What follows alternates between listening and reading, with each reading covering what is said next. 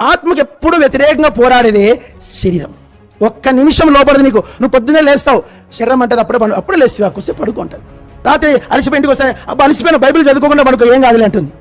అన్నం బిర్యానీ ఉంటుంది, ఇంకొక ముద్ద తిను, పొట్ట పెంచుకో, షుగర్ తెచ్చుకో, బీపీ తెచ్చుకో. నువ్వు తిను తిను తిను తిను, నీ పల్లె ముందుకు వస్తుంది అది. క్షణ క్షణము నీ యొక్క అన్ని కోణాల్లో నిన్ను నాశనం చేయడానికి ఉంది. అది శరీరములో ఉన్న నియమం. శరీరం కాదు, శరీరం అంటే ఇది కాదండి. ఏది దీంట్లో ఉన్న నియమం, శరీర నియమం.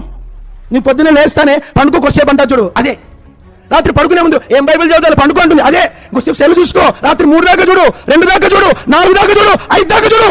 చెప్పేవాడు నీ శరీరమే నిన్ను సర్వనాశనం చేయడానికి ప్రతిజ్ఞ పూనింది ఎవరంటే నీ శరీరమే.